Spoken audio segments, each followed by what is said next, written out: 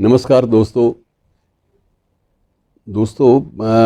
हमारे आज के जो आधुनिक दृष्टिकोण से स्थापित जितने भी मैनेजमेंट प्रबंधन के संस्थान हैं, मैनेजमेंट संस्थान हैं, इंस्टीट्यूट हैं, IITs हैं, उन सब में एक नया सूत्र बिल्कुल जुड़ गया है और वो ये जुड़ा है कि हनुमान जी भी मैनेजमेंट गुरु थे। ये माना जाता है कि प्रबंधन के क्षेत्र में यदि कुछ सीखना हो तो बजरंग बली से भी सीखा जा सकता है। और ये उल्लेख इसलिए भी कि ये हनुमान जयंती के दिन हैं और जब उनका ज़िक्र आएगा तो उनकी ये जो बातें हैं जो बातें उनको आज के युग में भी प्रासंगिक रेलेवेंट बनाती हैं, ये बहुत महत्वपूर्ण हो जाती हैं। कहा जाता है कि जिस ढंग से वो चीज़ों को मैनेज किया करते थे, प्रबंधन किया करते थे, समर्पण की भावना को लेकर, वैसे उदाहरण मैनेजमेंट की दुनिया में शायद अन्यत्र नहीं मिलते।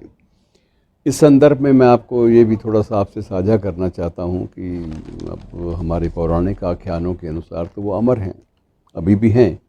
और गोस्वामी तुलसीदास जी ने भी अपने संस्मरणों में, अपने कुछ काव्यों में इस बात का जिक्र किया है कि मुझे चित्रकूट में हनुमान जी की कृपा से भगवान राम के भी दर्शन हुए।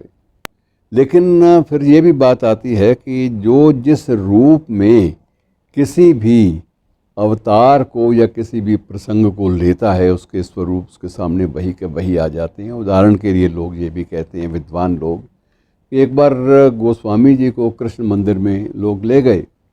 यदि आज कृष्ण मंदिर में इन्होंने नमस्कार कर दिया तो वाराणसी में माहौल बड़ा विचित्र था उन दिनों में, 16वीं शताब्दी में, कि अगर यहाँ ये कृष्ण मंदिर में इन्होंने आराधना की तो जो राम मार्गी हैं वो सारे के सारे इनसे नाराज़ हो जाएंगे। अब तुलसीदास जानते थे कि ये ईश्वर तो सारे एक हैं। उससे पहले रामचरितमानस में उन्होंने स्वयं शिव की आराधना राम के मुख से करवा कर इस बात का प्रयास किया था कि शैवों और वैष्णवों में जो भी शत्रुता है, जो वैमनस्य है, जो विद्वेष की भावना है, उसको समाप्त किया जाए। तो पूरे देश में हनुमान जयंती का एक पर्व जो है वो भी मनाया जा रहा है। ये बात अलग है कि सरकारी छुट्टियां ना हों तो भी इसका अपना महत्व है। महत्व दोस्तों इसलिए भी कि शायद हनुमान चालीसा एकमात्र ऐसी काव्य कृति है जिसकी रचना तुलसीदास जी ने की, लेकिन जिसको करोड़ों भारतीयों ने कंठस्थ कर रखा है, ज़ुबानी बोल सकते हैं। और माएँ भी अपने बच्चों से कहती हैं कि रात को कभी डर लगे तो हनुमान चालीसा पढ़ लिया करो, और सबको कंठस्थ है। उस वक्त कोई हनुमान चालीसा सामने रख कर कोई उसका पाठ नहीं करता, बल्कि सीधी सी बात यह है कि सबको ही याद है, चाहे वो अनपढ़ है, थोड़ा पढ़ा लिखा है, या विद्वान है, चरम का विद्वान है, कोई भी किसी भी वर्ग का व्यक्ति है, वो हनुमान चालीसा पढ़ लेता है। और हनुमान जी के बारे में काव्य बहुत सारे रचे गए हैं, तुलसीदास जी ने भी रचे हैं। उनके कालांतर और उनके समानांतर जो अन्य कवि थे, भक्ति कवि, राम मार्गी कवि, सब ने रचे हैं। और ये भी उन 8 शख्सियतों में से माने जाते हैं हनुमान जी जिनको अमरत्व का वरदान मिला था।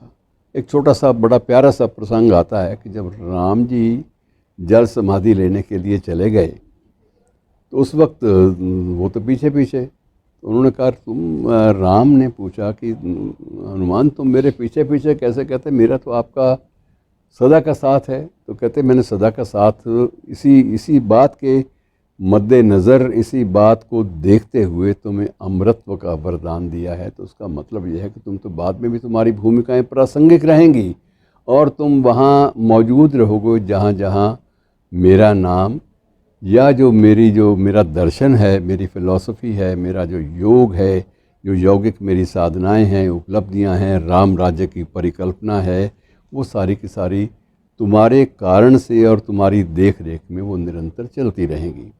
छोटा सा प्रसंग और देकर इस बात को मैं समाप्त करूंगा कि अब महाभारत का युद्ध हुआ तो उसमें अर्जुन और इन सब ने आह्वान किया, भीम ने भी आह्वान किया। भीम विशेष रूप से इनका बलशाली थे ना, तो इसलिए इन्हें अपना इष्ट भी मानते थे।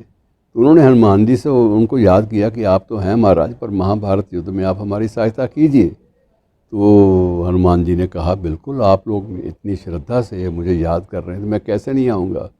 तो आप किस रूप में सहायता करेंगे? तो हनुमान जी ने कहा कि तुम्हारा जो रथ है उसकी ध्वजा में मैं स्वयं आके बैठूंगा। एक बहुत बड़ी बात थी।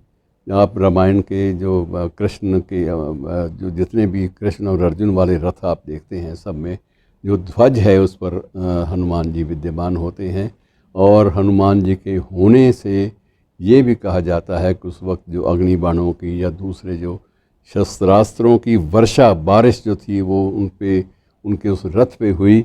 उस रथ का कोई बाल बांका नहीं कर सका। और युद्ध की समाप्ति पर अर्जुन ने पूछा कृष्ण से कि महाराज, आपने तो पूरा रथ ही बचाए रखा, इतने इतने खतरनाक हथियार, इतने इतने जो प्रक्षेपास्त्र थे, मिसाइलें थी, न जाने क्या क्या हम पर दागा गया, पर इस रथ के करीब तो कोई भी नहीं आ पाया, और शायद उसका कारण आप हैं। तो कृष्ण ने कहा था कि ना, इसका कारण तो और है।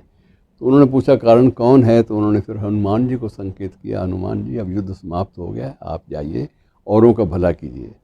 और हनुमान जी ने जय श्री राम कहते हुए जो ध्वजा थी, झंडा था, उससे अपना विदा ले ली।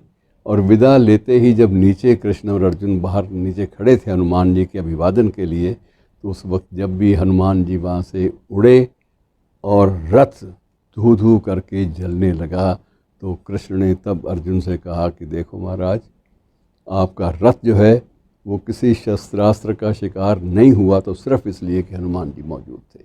तो मित्रों, बहुत सारी गाथाएं हैं इनके बारे में, और अंत में यही है कि ये मैनेजमेंट के गुरु हैं। मैनेजमेंट किस रूप में वो आपको पता ही है, उसका जब विस्तार ज़्यादा संक्षिप्त से इस प्रसारण में मुमकिन नहीं है। हरि अनंत, हरि कथा अनंता वाली बात है। बाकी फिर कभी। शुक्रिया।